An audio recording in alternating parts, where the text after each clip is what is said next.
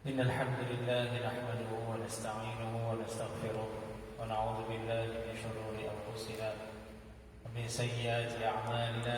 من يهده الله فلا مضل له ومن يضلله فلا هادي له. أشهد أن لا إله إلا الله وحده لا شريك له وأشهد أن محمدا عبده ورسوله لا نبي بعده. أما بعد، يا أيها الذين آمنوا اتقوا الله حق تقاته ولا تموتن إلا وأنتم مسلمون. Melanjutkan kajian tauhid kita dari kitab tauhid. Sekarang kita masuk ke bab man ata'a al-ulama wal umara fi tahrim ma ahalla Allah atau tahlil ma harrama qad ittakhadhahum arbaba. Bab yang judulnya adalah siapa saja yang menaati ulama atau mentaati ulama dan umara dalam mengharamkan apa yang Allah halalkan atau menghalalkan apa yang Allah telah haramkan, maka sikap tersebut, maka orang tersebut telah menjadikan ulama dan umara tersebut sebagai Tuhan. Ini babnya. Sebelumnya kita bahas tentang minasyirik iradatul insan bi'amalihi ad-dunya. Bagian dari syirik, manusia menghendaki dengan amalannya urusan dunia. Baik, dari judul ini maka kita sudah tergambar kaitannya bahasan ini dengan tauhid.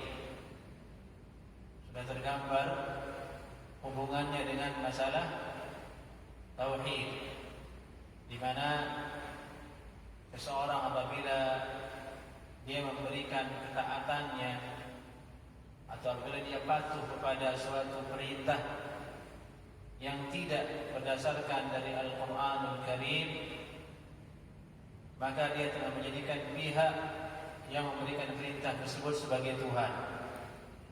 Dan di sini urusannya adalah masalah mengharamkan apa yang Allah halalkan atau menghalalkan apa yang telah Allah haramkan. Di sini ada beberapa masail yang perlu kita pahami terlebih dahulu, yaitu istilah ulama dan umara.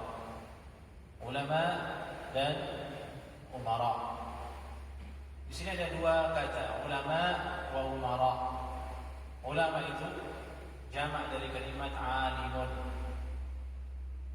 Jadi kalimat alimun jadi ulama jamaknya. Dalam Al-Quran Allah berfirman, innama yakhshallaha min ibadihi al-ulama. Sungguhnya orang-orang yang takut kepada Allah Subhanahu wa taala itu hanyalah para ulama. Para ulama.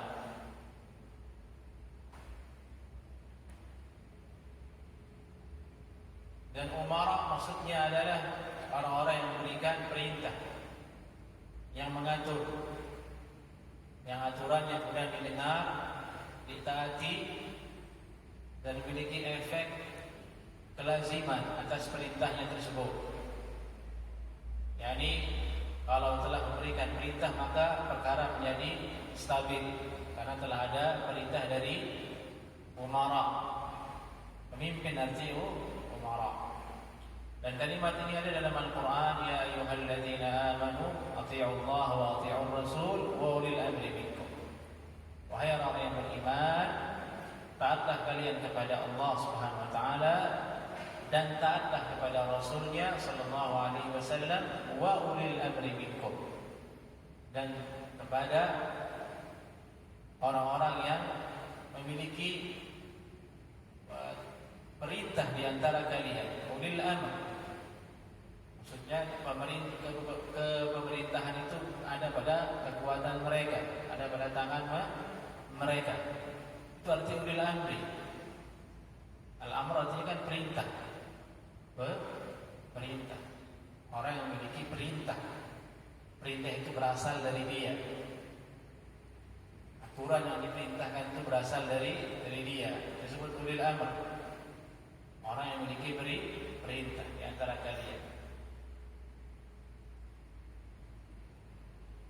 Ulil amr di sini masuk ke dalamnya umara yang tadi pemerintah, dan masuk juga ke dalamnya ulama. Masuk ke dalamnya ulama. Ulil amri itu ada dua berarti, ada ulama, ada umara. Ada pemerintah, ada ulama. Ini dua hal yang tidak bisa dipisahkan dalam syariat Islam.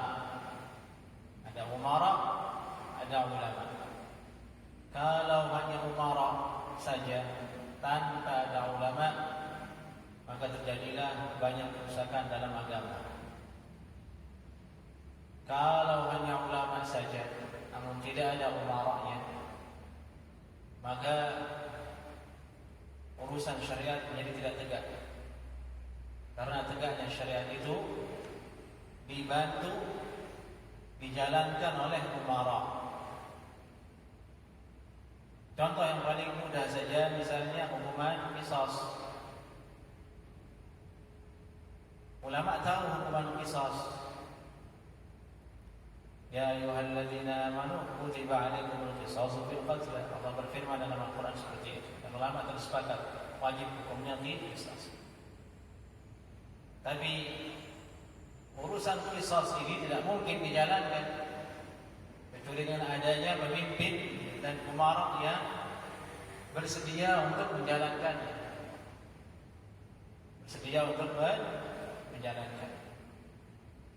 Itu contoh dari bahwasanya umara dan ulama ini dua unsur dalam Islam yang saling terkait, yang tidak boleh terpisah seharusnya. Yang keduanya harus saling mendukung.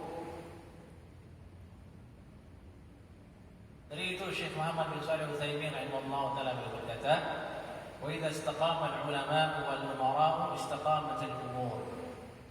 Apabila ulama itu istiqamah dan umara'nya istiqamah, dua-duanya istiqamah, memiliki komitmen untuk menegakkan agama Allah Subhanahu wa taala, untuk menegakkan keadilan, istiqamatul umur, maka urusan manusia akan menjadi lapang, menjadi benar. Wa bi fasadihim tufsidul umur, dan dengan rusaknya mereka, yakni para ulama dan umara, maka rusaklah urusan. Maka rusaklah urusan. Dan kedua hal ini bisa terjadi, yakni ulama bisa rusak, umara juga bisa rusak. Yang parah itu adalah kalau ulama yang rusak. Kalau ulama yang rusak, maka rusaklah umat, akan rusaklah akidah umat, akan rusaklah akhlak umat, akan rusaklah keluarga-keluarga kaum muslimin, karena mereka akan kehilangan panutan, akan kehilangan suri teladan. Tidak ada yang akan mereka contoh, tidak ada yang akan mereka lihat untuk ditiru. Oleh karena itu ulama menyebutkan ada dua macam ulama, ada ulama akhirat, ada ulama dunia. Ada ulama akhirat, ada ulama dunia. Ulama akhirat itu adalah ulama yang betul-betul ingin menegakkan agama Allah, berdakwah karena Allah Subhanahu wa taala, mengajak umat kepada agama Nabi Muhammad sallallahu alaihi wasallam, mengajak umat kepada agama yang sahih, bukan mengajak umat kepada dirinya sendiri, bukan mengajak umat kepada agar dirinya dikagumi atau supaya banyak pengikutnya, tidak. Walaupun ulama dunia adalah ulama yang dulu disebut cirinya oleh para ulama yang menjadi penjilat di penguasa, jadi penjilat di penguasa, berada di bawah ketiaknya penguasa. Dia diam jika ada kemungkaran, dan berani mengatakan yang hak apabila umat membutuhkannya, karena sudah kedua diberikan sogokan, sedangkan sudah kedung diberikan makan oleh umara tersebut. Nauzubillah min dzalik.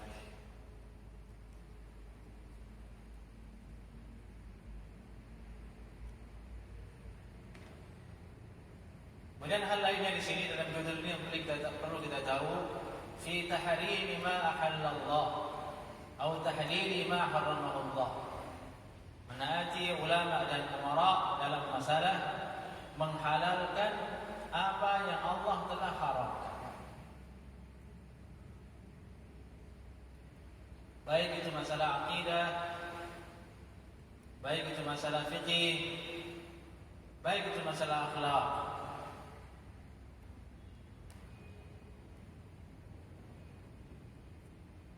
Bahwasanya tidak boleh kita menghalalkan apa yang Allah telah haramkan, atau sebaliknya mengharamkan apa yang telah Allah halalkan.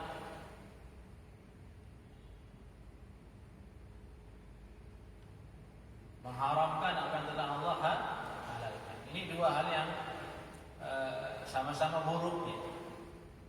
Dibahas oleh ulama, di buruk mana? Sikap menghalalkan yang telah diharamkan ataukah mengharamkan yang telah dihalalkan?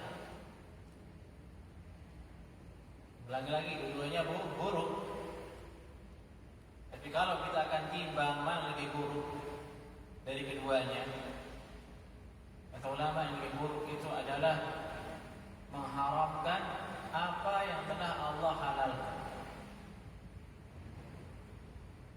Mengharamkan apa yang telah Allah halalkan. Kenapa demikian?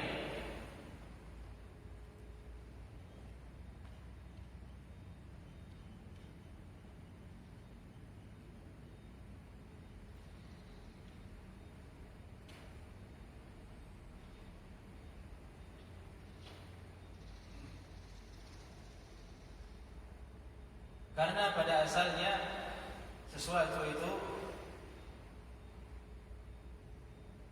boleh di sisi Allah Subhanahu wa taala. Asal suatu amalan, asal suatu perkara yang di atas muka bumi ini hukumnya boleh, halal. Mengharamkannya harus dengan dalil yang betul-betul kuat. Harus dengan betul-betul kuat.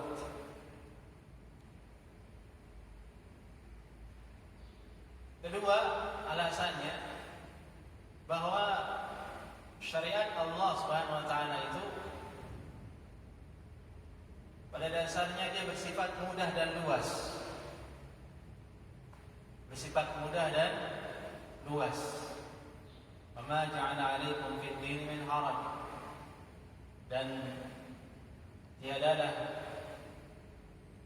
Allah Subhanahu wa taala menjadikan agama kalian ini di atas suatu perkara yang sulit untuk kalian. Rahmat Allah itu luas, Wallahu wasi'un 'alim.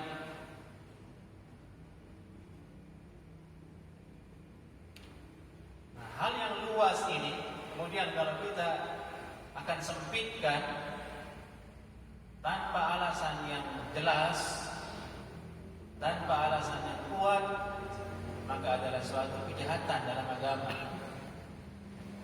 Nah, kita akan menyempitkan garis hidup orang lain dengan mengatakannya haram. Ini dua alasan yang paling menonjol. Ulama mengatakan kemudian lebih berat orang mengatakan haram terhadap suatu perkara yang dia halal dibandingkan dengan orang yang mengatakan halal dalam perkara yang haram. Keduanya buruk, tapi yang lebih berat adalah pola yang kedua tadi itu, ini yang mengatakan haram kalau tanpa dalil.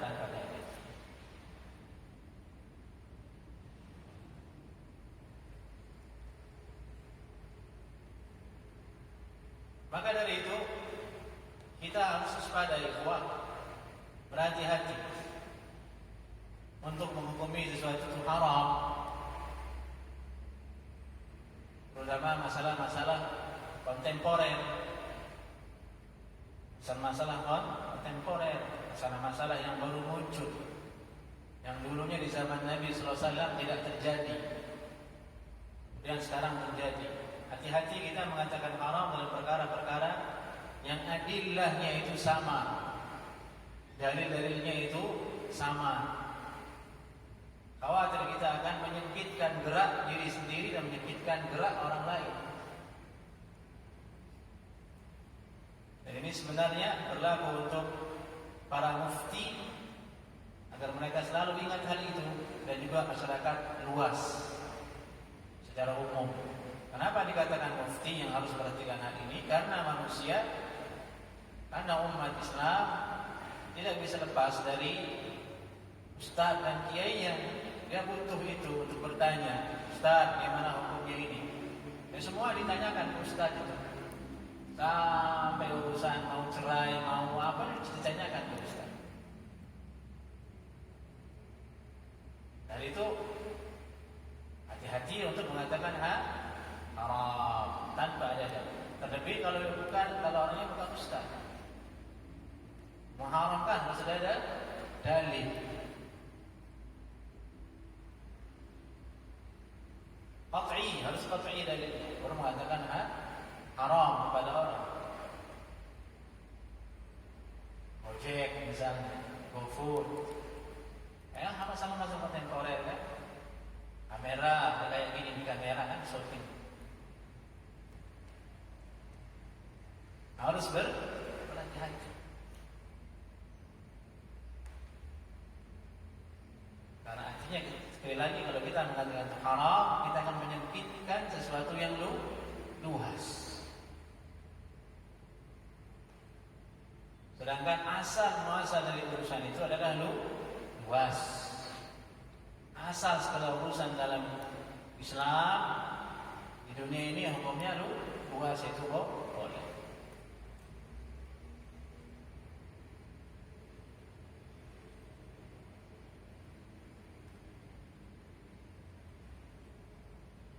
Dari itu Syekh Muhammad bin Shalih Al-Utsaimin beliau berkata, "Kilahuma khata." Kedua perbuatan ini salah. yakni menghalalkan apa yang diharamkan, mengharamkan apa yang telah dihalalkan. Wa ma'a dzalik, namun walaupun demikian, fa inna tahlil al-harami fima al-aslu fihi al-hillu ahwad. Tetapi menghalalkan apa yang telah diharamkan, ini dalam perkara yang asalnya memang halal, ahwanu min tahrimil halal, lebih ringan daripada mengharamkan yang telah dihalalkan. Itu lebih berat mengharamkan apa yang telah dihalalkan.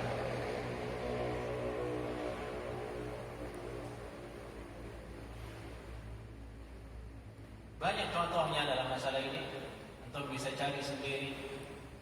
Allah haramkan riba, Allah haramkan zina, itu sudah haramkan, ya. Itu sudah qat'i.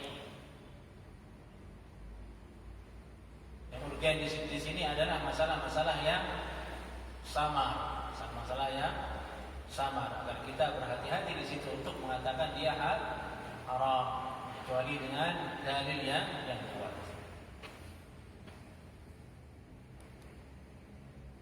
Dan di sini faedah ketiga dari judul bab ini, faqad ittakhadhahum arbaba.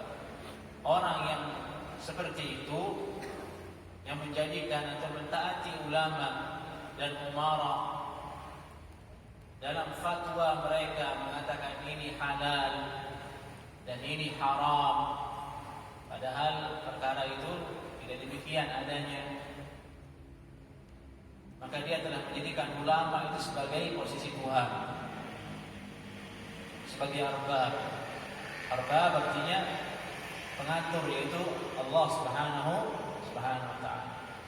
Siapa saja yang mengikuti, mentaati pemerintah dalam masalah dia menghalalkan sesuatu yang haram, dia taati pemerintah dalam masalah yang halal tapi dia haram, maksudnya dihalalkan oleh dia dan diharamkan oleh pemerintah, maka orang yang seperti itu dia telah menjadikan pemerintah itu sama seperti Tuhan.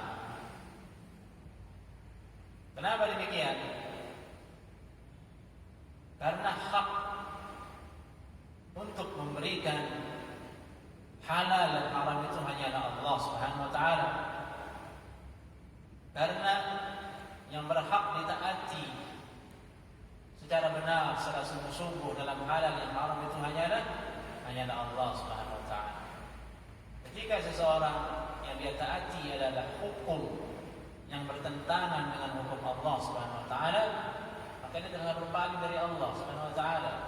Dia mentaati selain Allah Subhanahu wa taala. Jadi itu semakin jelas hubungannya judul ini dengan masalah akidah. Dengan masalah akidah. Dan masalah ini mengancam manusia yang mereka adalah orang-orang yang biasanya terikat dalam satu ikatan organisasi atau komunitas dan lain sebagainya. Karena suatu organisasi, suatu komunitas itu membuat aturan yang menyisihi syariat Allah Subhanahu wa taala dan anggotanya diikuti, dia taati.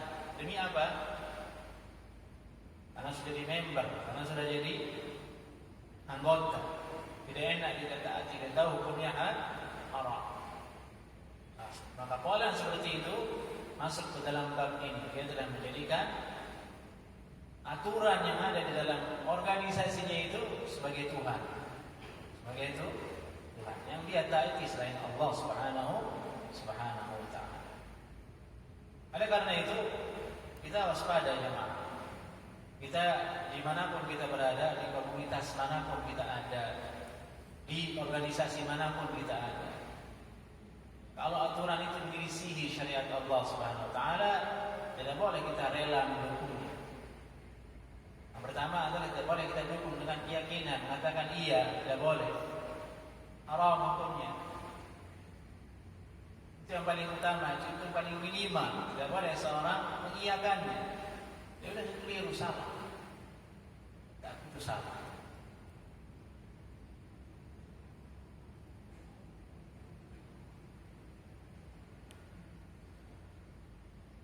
Maka masalah ini menjadikan kita sadar bahwa betapa fanatik itu sangat dibenci dalam syariat. Karena fanatik itu bisa menjerumuskan orang kepada sikap seperti ini, mendukung sesuatu yang bertentangan dengan ketentuan dari Allah Subhanahu wa taala. Dari itulah kemudian ulama menasihati umat Islam agar jangan fanatik terhadap mazhab. Dalam fanatik dengan mazhab, jangan fanatik kepada tokoh,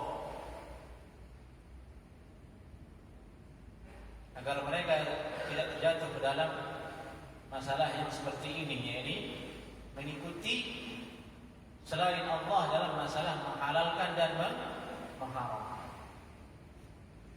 Baik.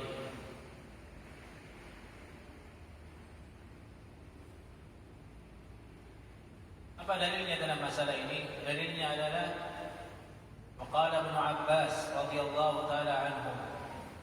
Berkata Abdullah bin Abbas radhiyallahu taala anhuma, yushiku an tanzila 'alaikum hijarah, yushiku an tanzila 'alaikum hijaratun minas sama'. Abdullah bin Abbas radhiyallahu taala anhuma beliau berkata, yushiku an tanzila 'alaikum hijaratun minas sama'. Hampir saja batu jatuh dari langit menimpa kalian. Ini maksudnya hampir saja siksa itu menimpa kalian. Bentuk siksa itu adalah batu jatuh dari langit kepada kalian. Mungkin tidak itu terjadi ya ikhwah? Teman-teman, batu jatuh dari langit mungkin dan pernah terjadi. Allah dalam surat Al-Fil Allah berfirman wa arsala 'alaihim tayran ababil tarmihim bihijaratin min sijil. Ini pasukan gajah ini dihujani batu oleh Allah Subhanahu wa taala. Hujan batu. Tapi kalau dalam ayat ini membawa batu itu adalah burung. Ya, intinya bisa jatuh batu dari atas langit untuk menimpa kita. Yang lainnya Allah berfirman dalam Al-Quran, Inna arsalna alaihim hasiban Inna ala Lut najjaynahum bisahar. Sungguhnya kami telah utus kepada mereka, timpakan kepada mereka hasiban. Ini hasib ini hijarah. Hasib itu hijarah dari langit menimpa kaum Nabi Lut. Nabi Lut alaihi salam, kaum ini ditimpakan batu oleh Allah Subhanahu wa taala.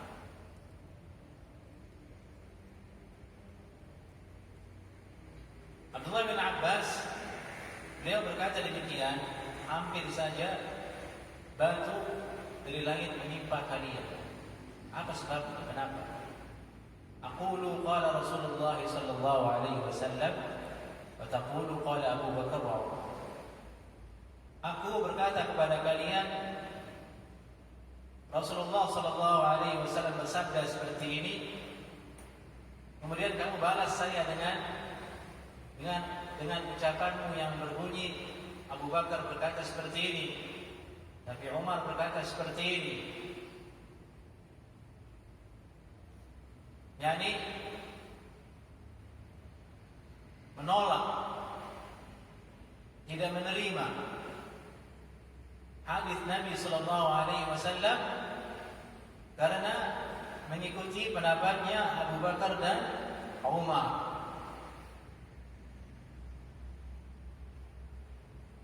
Abdullah bin Abbas mengatakan hampir di batu jatuh dari langit gara-gara itu.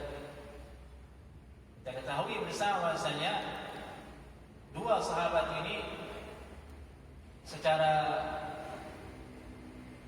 asal tidak mungkin pendapat mereka itu berseberangan dengan pendapatnya Nabi sallallahu alaihi wasallam. Bahasanya Abu Bakar dan Umar ini adalah dua sahabat Nabi yang paling direkomendasikan oleh Rasulullah sallallahu alaihi wasallam. Dalam Sahih Muslim disebutkan yuti'u Abu Bakar wa Umar yakshudu. Apabila umat ini mengikuti Abu Bakar dan Umar, mereka akan diberikan petunjuk oleh Allah Subhanahu wa taala. Lalu bagaimana kalau yang lain yang bukan dari Umar, yang bukan dari Abu Bakar? Bagaimana kalau yang di bawah level itu yang dijadikan sebagai objek untuk menolak, tidak menerima hadis Nabi sallallahu alaihi wasallam atau dijadikan sebagai sandaran dan alasan untuk tidak mengambil perkataan Nabi sallallahu alaihi wasallam, maka tentu itu suatu sikap yang sangat brutal dan radikal dalam syariat. Berani menolak hadis Nabi yang sahih, yang betul dari Nabi, itu yang kita bicarakan ya. Hanya gara-gara omongan manusia biasa.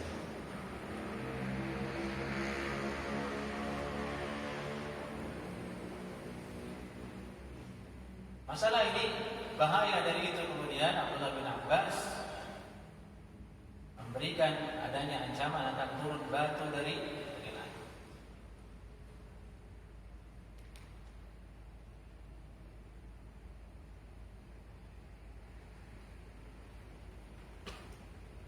Waqala Ahmad bin Hanbal, berkata Imam Ahmad bin Hanbal rahimahullah ta'ala, ajibtu liqaumin arafu al-isnad wa sihhatahu yadhhabuna ila ra'yi Sufyan wallahu ta'ala yaqul falyahdhar alladhina yukhalifuna an amrihi an tusibahum fitnatun aw yusibahum 'adzabun alim.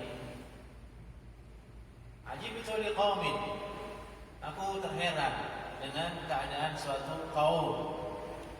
Mereka mengenal isnad dan mengenal juga sahihnya sanad tersebut. Ini maksudnya dia sudah tahu hadis. Dia sudah tahu dia sahih hadis itu. Dia sudah jelas, dia lihat maknanya itu benar sahih. Yadhabuna ila Ra'i Sufyan. Tapi kemudian apa yang dia lakukan? Dia malah pergi kepada pendapatnya Sufyan Ats-Tsauri.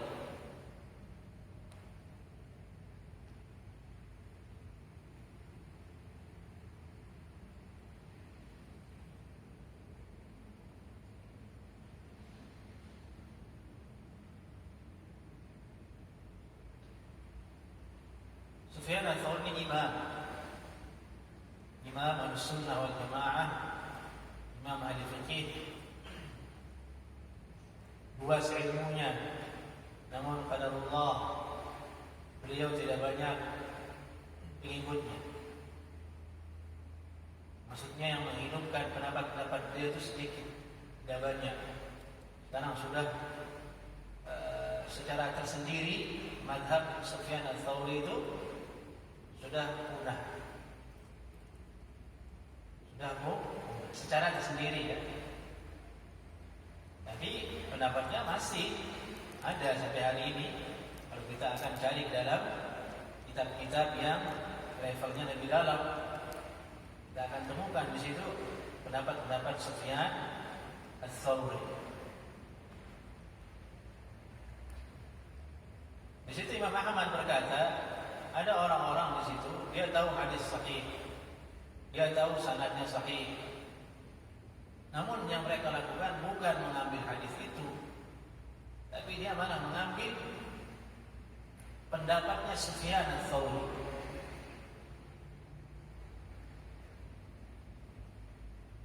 Sama dengan yang tadi. Kalau yang tadi lebih tinggi lagi contohnya, ini Abdullah bin Abbas berkata ini sabda Nabi, lalu kau mengatakan tadi Umar dan Abu Bakar berkata seperti itu. Dan ini sekarang Nabi bersabda, mau mengatakan tapi Sufyan Ats-Tsauri bilang begini. Atau di hari ini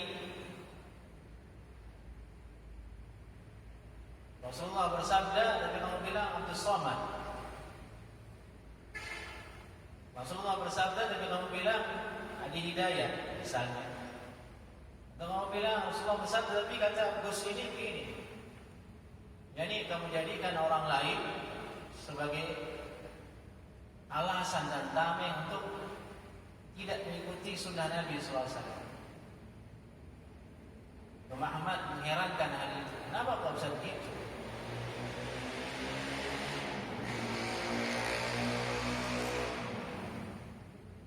Sementara Allah Subhanahu wa taala telah berfirman, "Falyahdharil ladzina yukhalifuna an amrihi an yusibahum fitnah aw yusibahum 'adzabun alim." Maka hendaklah wajib seorang yang beriman itu berhati-hati, waspada. Waspada orang-orang yang menyelisihi perintahnya, yakni perintah Rasulullah sallallahu alaihi wasallam. Waspada dari apa? An tusibahum fitnah. Mereka ditimpa oleh fitnah. Atau ulama tafsir di sini fitnah maksudnya syirik. Syirik. Kamu bersekutukan Allah. Kamu akan tertimpa oleh amalan yang seperti itu kalau kamu menyelisihi sunnah Nabi, menyelisihi hadis Nabi. Atau kalian akan ditimpa oleh azab yang pedih. Ini firman Allah dalam surah An-Nur ayat 63 adalah ayat yang paling jelas. Salah satu di antara ayat yang paling kokoh mengatur kita agar jangan sampai kita menyelisihi sunnah Nabi sallallahu alaihi wasallam yang telah jelas terang benderang.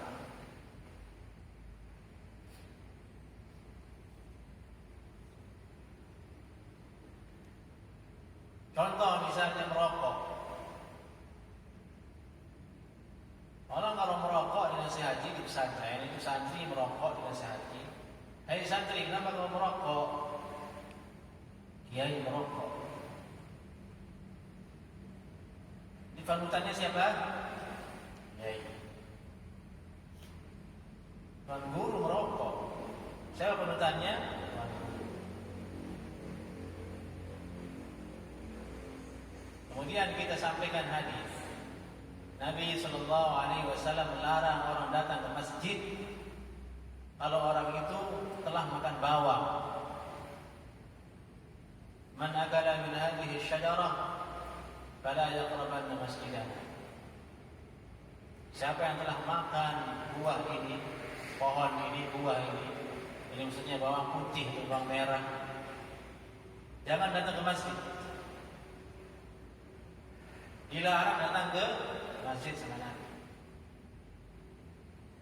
Itu hadisnya. Kenapa? Jelas toh, membuat orang lain tidak nyaman dengan bau mulutmu. Kamu habis makan bawang,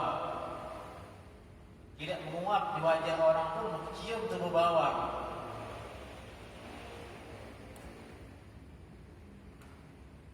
Terus kamu merokok, gitu. Di masjid lagi merokoknya. Ini kalau di sana kan di sebagian daerah yang merokok di masjid itu biasa.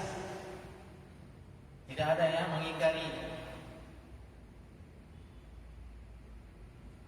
Dianggap biasa. Nanti dia menjawab kemudian santri itu,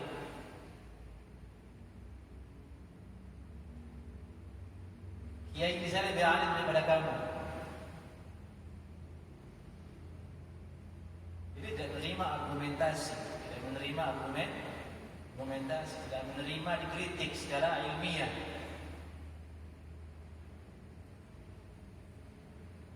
Satu dalilnya, pokoknya kiai saya orang baik, lebih alim daripada kamu. Wahai salafi Wahabi, sudah terserah kamu ngomong apa.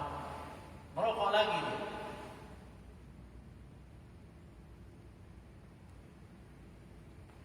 Itu contoh. Itu alasannya. Itu kedok yang paling baik terjadi di masyarakat dalam beragama.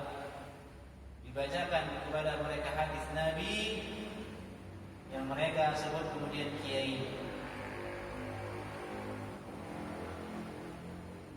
Contoh lain, Nabi SAW melarang kita bersalaman dengan perempuan yang bukan istri. Nabi SAW tidak pernah bersalaman dengan perempuan. La usafihun nisa, sabda Nabi SAW. Aku tidak menyalami perempuan yang bukan istri. La yut'ana fi ra'si ahadikum khairul lahu min an yamussa mar'atan la tahillu lahu. Seandainya ditusuk kepalanya dengan jarum, dengan besi, itu lebih ringan daripada dia akan menyentuh perempuan yang bukan mahram, bukan istri. Ketemukan masyarakat itu biasa. Kiai salaman dengan perempuan, cium lagi tangannya itu kiai. Oleh santriwati yang masya Allah baru tumbuh usianya, SMA. Kalau yang sudah peot-peot mungkin mending mungkin ya. Ini yang salah dia masing-masing. Masya Allah tabarakallah. Cium.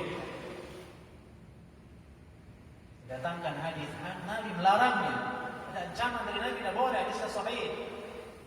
Jadi bilang apa? Udah alim bisa dikatakan. Itu. Argumentasi tidak menerima argumentasi, menerima dalil, menerima kritik ilmiah. Alasannya tadi itu fanatik.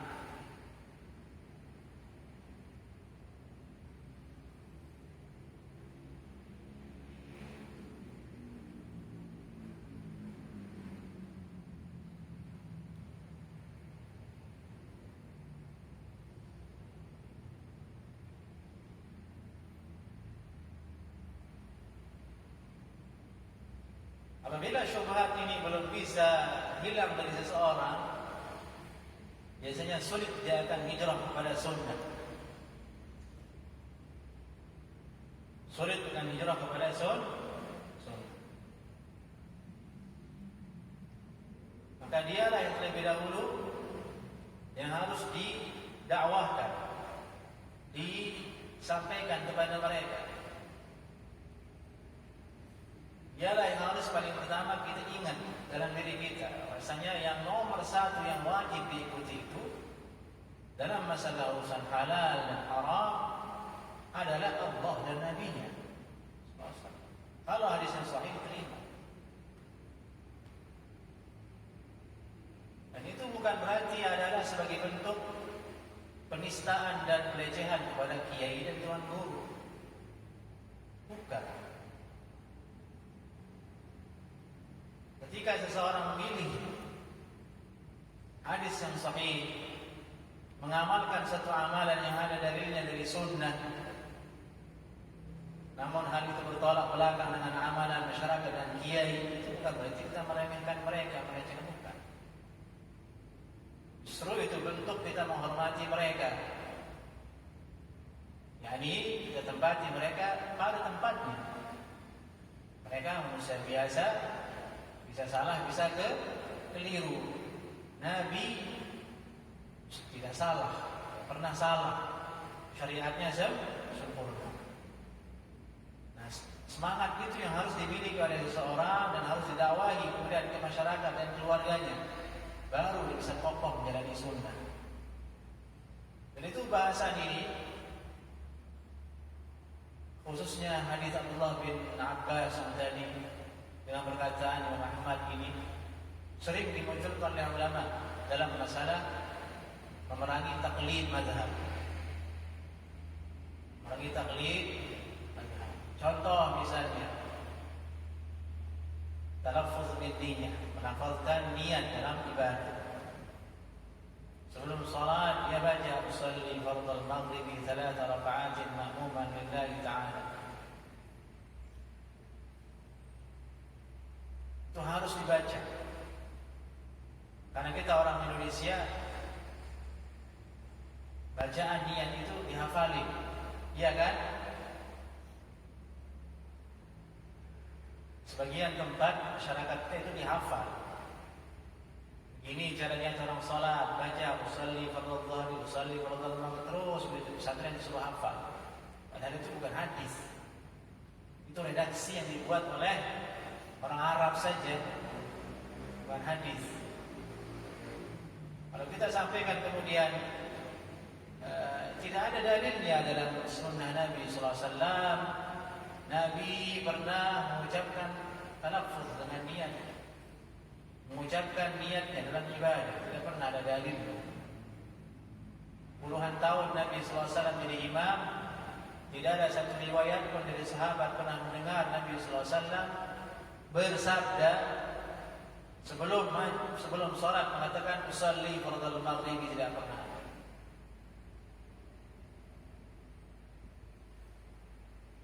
Nanti yang belajar mazhab itu muncul fanatiknya.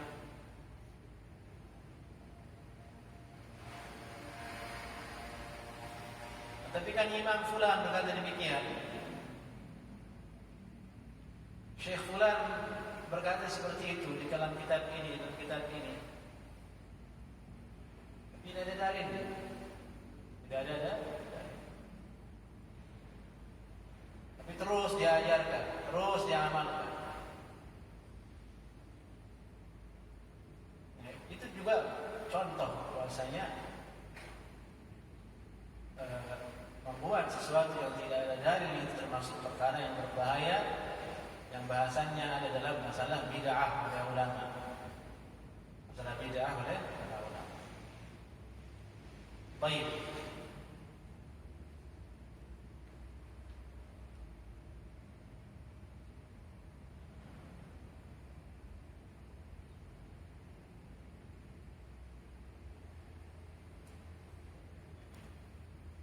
Tapi di sini ada faedah yang perlu kita ketahui bersama itu. Masalah ini, jadi kembali kepada hadis yang sahih itu, dan mengambilnya secara langsung, tidaklah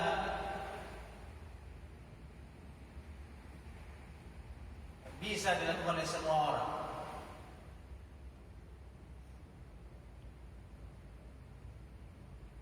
Tidak semua orang bisa langsung mengatakan hadisnya sahih,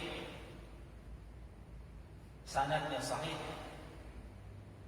kemudian langsung dia amalkan. Tidak semua orang bisa seperti itu.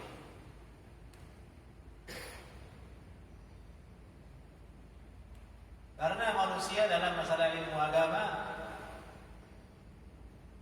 mereka memiliki level-level tertentu kan. Ada yang levelnya masih iqra kan gitu. Belajar iqra belum tamat iqra. Mudah-mudahan yang mati sudah selesai iqra. Baca Al-Qur'annya masih terbata-bata. Ada yang levelnya lebih tinggi sedikit, sudah bisa baca Al-Qur'an, tapi tidak mengerti hadis. Dia tidak tahu apa itu hadis sahih. Kalau ditanya apa itu hadis sahih itu dia, yang dia tahu kata Syekh Al-Albani itu sahih, ya sudah.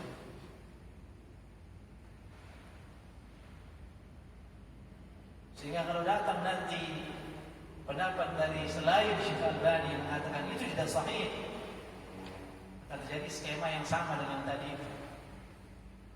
Pada level yang itu. Ada level orang yang dia belajar talibul ilmu lebih tinggi dari yang tadi. Dia tahu itu sahih, dia tahu dhaif, menuntut ilmu, tapi belum juga sampai ke level lebih tinggi. Yang mampu langsung dari Al-Quran dan Sunnah tanpa buka kitab yang lain. Jadi itu kita katakan tidak semua manusia sama dalam hal itu. Tidak ada orang di zaman ini yang mengatakan dirinya kembali kepada Al-Quran dan Sunnah, kemudian langsung kepada Al-Quran dan Sunnah tanpa dengan bantuan penjelasan dari para ulama yang lain sebelumnya. Tidak ada. Hatta ustaz kita, hatta saya, hatta syekh yang datang ke Indonesia atau menghadiri kajiannya itu, tak mungkin dia datang kepada Al-Quran dan hadis tanpa pernah membaca dan mempelajari penjelasan ulama tentang ayat dan hadis itu. Dan itu dalam kitab-kitab, tulisan-tulisan mereka, selalu pendapat mereka dia kuatkan dengan pendapat yang sebelumnya agar tidak menyelisihi bagaimana memahami ayat dan sunnah itu. Di sinilah muncul masalah di sini banyak. Kemudian kembali kepada sunnah, langsung ambil hadis sahih itu. Muncul masalah di situ.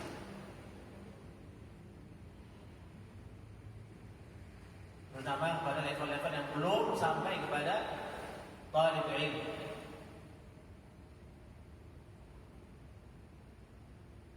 Masalahnya di mana? Masalahnya itu dia belum paham hadis yang dia baca itu apakah betul seperti itu perintahnya, seperti yang ada pada terjemah,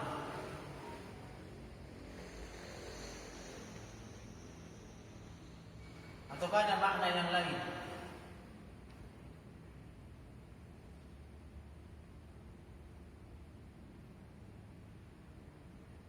Apakah betul itu ayat yang kita baca itu maknanya seperti apa yang kita pahami sendiri itu sehingga kita akan amalkan.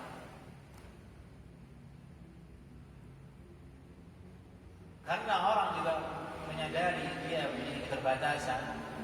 Saya tidak sampai bisa memahami seperti itu. Tidak bisa menjamin saya paham langsung itu. Akhirnya dia kembali ke mana? Ke ulama, ke mazhab. Dan itu jumlahnya banyak yang seperti itu di masyarakat. Karena di Indonesia seluruh umat Islam yang ada hari ini seperti itu polanya. Kita kembali kepada ulama. Di situ terjadi kemudian fanatik, jadi kemudian perbedaan pendapat yang akibatnya negatif di masyarakat. Kelompok fulan yang diambil adalah fatwa fulan. Kelompok yang fulana diambil yang syekh fulan. Bertemu dua-duanya di level yang sama, apa yang terjadi? Debat tanpa argumentasi, ya kan? Terjadi perdebatan di grup WhatsApp, namun tidak ilmiah. Argumentasinya adalah Ustaz fulan nukil dari Ustaz fulan. Yang itu juga sama. Itu yang paling ramai di sosmed, yang tidak pernah ada ujungnya. Maka untuk bisa keluar dari krisis itu bagaimana, ikhwah? Untuk bisa keluar dari krisis itu adalah pertama kali, ya jangan masuk ke situ, jangan debat. Kedua, amalkan apa yang kita yakini sebagai suatu kebenaran, yang kita terima dari ustaz yang kita yakini ilmunya, yang kita pernah dengar ada hadis di sini disebutkan. Selamat insyaallah ta'ala. Tapi kalau yang kita lakukan adalah berdebat, namun tidak menguasai cara argumentasi, itu yang merusak kemudian syariat, merusak dakwah salafi, merusak dakwah sunnah wal.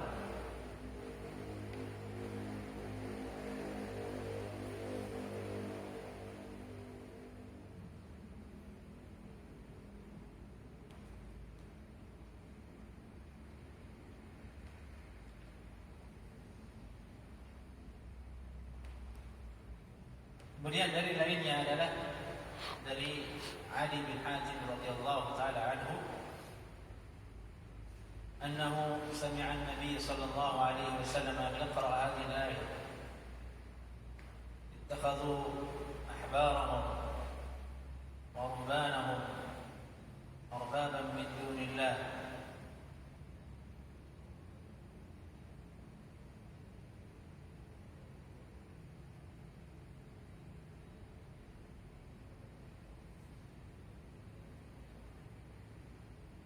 Surat At-Taubah ayat 31, ittakhadhu ahbarahum wa rubbanahum arbaban min dunillah wal masih ibn Maryam wa ma umiru illa liya'budu ilahan wahida la ilaha illa hu subhanahu amma yushrikun. Adi bin Hatim radhiyallahu taala anhu pernah mendengar Nabi sallallahu alaihi wasallam baca ayat ini. Mereka telah menjadikan ahbarahum wa rubbanahum arbaban min dunillah, yakni orang Nasrani, ittakhadhu ahbarahum wa rubbanahum. Allah menceritakan di sini pola dan tingkah laku orang Nasrani dulu sampai hari ini. Mereka menjadikan ahbarahum, ahbar itu artinya pendeta, ahli ilmu di kalangan mereka. Ruhban artinya adalah ubad, orang-orang saleh yang rajin ibadah. Ini ada dua istilah. Ahbar jamak dari kalimat rahib. Rahib bahasa Indonesianya kan begitu. Pendeta maksudnya. Orang yang ahli di bidang agama tapi dia bukan Islam. Itu istilah untuk orang Nasrani, pendetanya. Ahbar. Ruhban itu artinya orang-orang saleh di antara mereka. Orang-orang yang saleh taat ibadah. Ini dua-duanya beda ini. Kalau ruhban itu dia rajin ibadah tapi tidak punya ilmu. Rajin ibadah, tahajud, puasa, tapi sedikit ilmunya. Yang ahbar itu adalah orang yang punya ilmu antara mereka. Mereka Nasrani menjadikan ahbar dan ruhban mereka sebagai Tuhan selain Allah Subhanahu wa taala.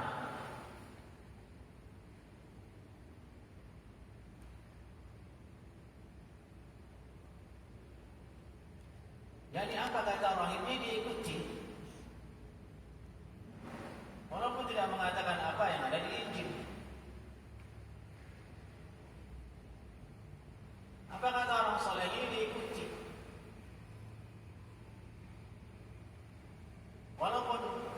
ucapan mereka perintah tersebut tidak berdasarkan dengan ini. Itu bentuk mereka menjadikan rahib dan ruhban sebagai Tuhan selain Allah Subhanahu wa taala. Maksudnya ayat ini agar kita tidak seperti mereka, yakni orang Nasrani. Maksudnya adalah agar kita tidak menjadikan kiai ustaz kita itu sebagai arbab, Tuhan selain Allah Subhanahu wa taala. Kita ikuti apa yang dia katakan haram padahal tidak haram. Kita ikuti ucapan yang mengatakan halal padahal haram.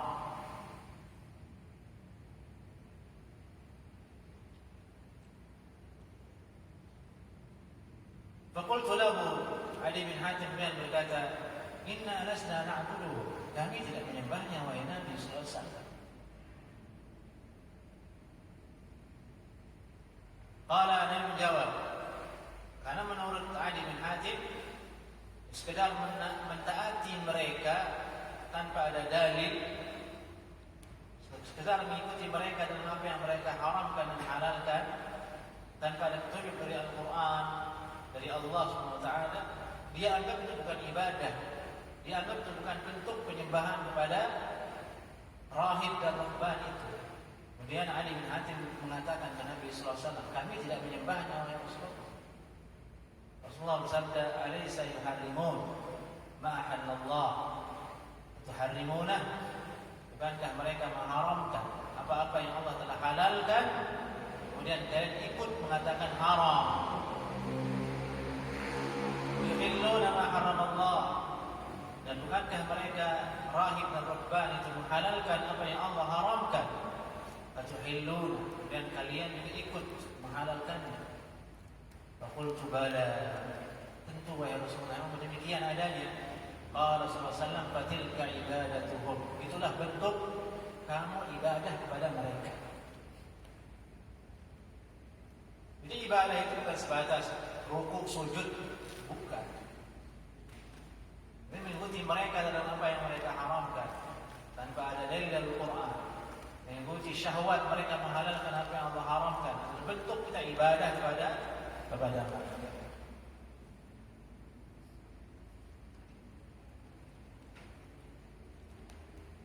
Baik.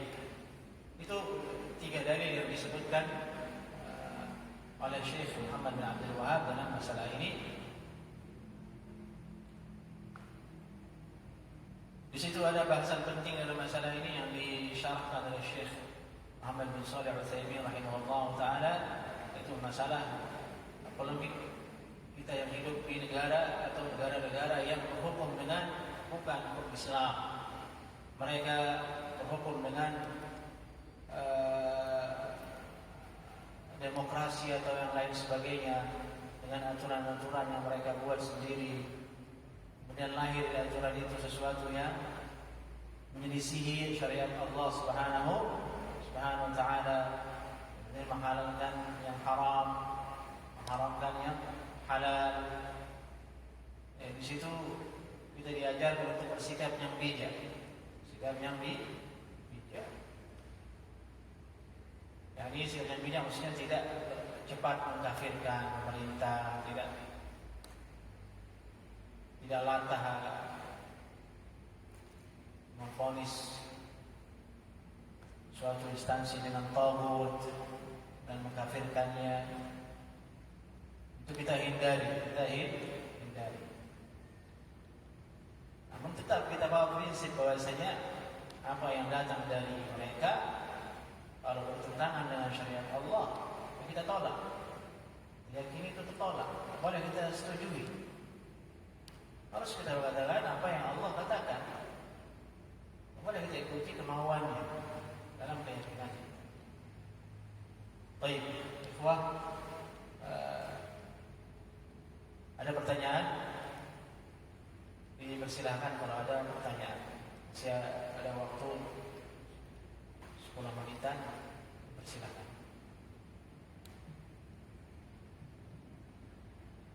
Saya merasa mungkin akan ada banyak pertanyaan dalam bab seperti ini. Silakan jangan kalau ada, jangan sungkan-sungkan, masih ada waktu.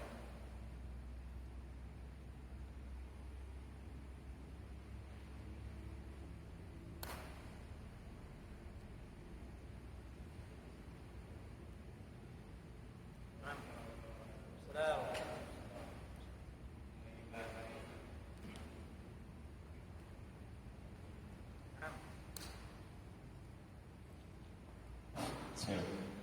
Ya mengenai bahas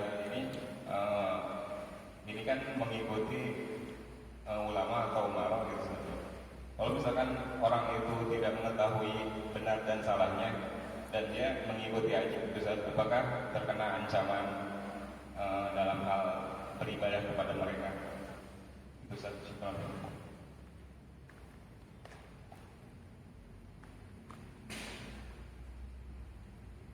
Orang yang meminta fatwa dia tidak dalam keadaan alim, dia tidak berdosa. Yang berdosa itu adalah orang yang memberikan fatwa. Nabi SAW bersabda, "Man afta bighairi ilmin, fa innama ithmuhu 'ala man afta." Man uftiya bighairi ilmin, fa innama ithmuhu 'ala man aftahu. Akhrajahu Ahmad wa Abu Dawud. Siapa saja yang difatwakan tanpa ilmu, yakni ada orang berfatwa ke dia tanpa ilmu, namun ternyata fatwa itu keliru. Setelah berapa hari dia pelajari, dia tanya ke ulama yang lebih thiqah, wah ini fatwa kemarin ngaco nih, ngawur. Dia tidak berdosa. Nabi bersabda, "Fa innama itsmuhu 'ala man aftah." Maka sungguhnya dosanya ditanggung oleh orang yang memfatwakan kepada dia. Jadi dapat dosa adalah orang yang memberi fatwa. Dia tidak dapat dosa. Dia sudah berusaha untuk dengan niat yang baik, tentunya kan seseorang bertanya. Jika orang bertanya tentang agamanya, berarti dia ada niat baik. Dia ingin istiqamah, dia punya kepedulian dengan agamanya. Kalau dia ingin bertanya tentang agama, niat bagus itulah yang kemudian menjadikan dia tidak berdosa. Dia niat baik untuk tahu agama dan dia berusaha bertanya sesuai dengan perintah Allah, "Fas'alu ahla dzikri in kuntum la ta'lamun." Bertanyalah kamu kepada ahli zikir, itu ulama, kalau kamu tidak tahu. Itu sudah usaha dia, itu pahala. Berpahala dia. Ternyata fatwanya salah. Nanti di akhirat dibangkitkan. Fulan, kenapa kamu melakukan ini? Kenapa kamu mengharumkan GoFood? Di akhirat ditanya oleh Allah nanti.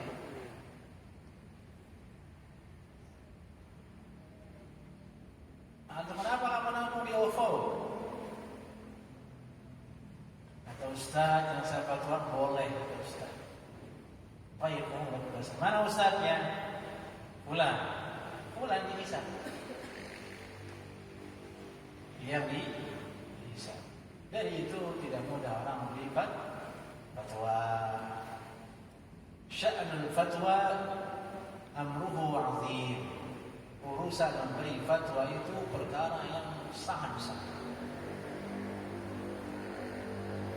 Sahabat Nabi jumlahnya ribuan, namun yang muncul di antara ribuan itu menjadi mufti di antara mereka hanya berapa orang saja. Abdullah bin Mas'ud, Abdullah bin Abbas, Khulafaur Rasyidun, Aisyah radhiyallahu taala anha. Yang lainnya kemana? Ikut bayar, ambil resiko. Sekarang kan tidak. Baru hijrah bulan ini jadi fatwa, baca. GoFood haram, GoFood tidak haram, GoFood haram ini. Perkara yang besar yang dia bahas, yang ingin dia fatwakan kepada dirinya dan kepada orang-orang lain. Ini nasihat kita bersama, karena syahwat untuk memberi fatwa itu ada. Jangan bilang syahwat itu hanya makan bakso itu. Memberi fatwa itu juga ada celah masuk syahwat di situ. Tak disyaratkan yang berfatwa itu adalah ulama, harus orang yang alim, harus orang yang waraq, orang yang rasikh ilmunya, ada adabnya, agar dia tidak berbicara tanpa ilmu sehingga dia sesat dan menyesatkan orang. Tapi orang yang bertanya ada aturannya juga. Ini disuruh mencari ulama yang paling dia yakini luas ilmunya dan memiliki kompetensi yang tepat di bidang itu. Itu sebagai pengamalan terhadap fas'alu ahlal dzikri in kuntum la ta'lamun. Karena orang nggak tahu dalil, kan orang kita nggak tahu dalil. Ini tugasnya disuruh nyari mana yang paling alim. Itu lebih berat juga sebenarnya. Karena untuk mengetahui mana lebih alim itu harus ada ilmu kan. Bagaimana menimbang? Lebih alim mana fulan dengan fulan? Wasit itu, kalau di wasit itu kan umumnya dia harus orang yang lebih ahli kan. Tim yang lebih ahli mampu menilai. Sekarang yang antum disuruh seperti itu.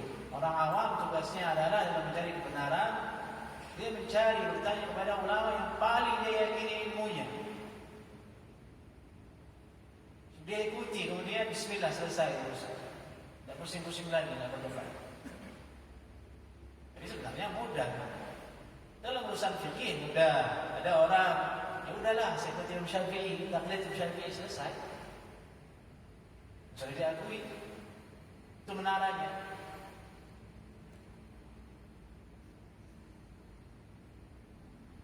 Menara. Kata saya pun begitu. Dalam masalah-masalah yang samar dalilnya, dia tidak tahu dalilnya, dia tidak tahu cara pendalilannya, mentok. Gimana ini? Mentok. Ya sudah. Ada Imam Syafi'i sudah berfatwa, ikuti saja. Bismillah. Jadi intinya ini masalah agama, masalah din, keselamatan kita di akhirat. Kalau itu pola dasar orang berpikir mencari fatwa, mencari hukum, aman dunia. Tapi kalau dasarnya bukan itu, dasarnya untuk berdebat, untuk saling menjatuhkan, tidak akan selesai itu. Ujungnya tidak diamalkan, ujungnya tidak diamalkan. Seperti itu. Tentu perbedaan masalah dalam syariat itu banyak sekali. Masalah-masalah yang terselisihkan di dalamnya. Semakin kita masuk ke dalamnya, semakin seperti hutan itu masalah. Dan demikian. Barakallahu fiik.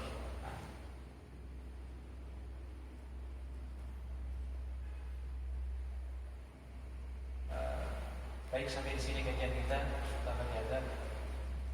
Assalamualaikum warahmatullahi wabarakatuh.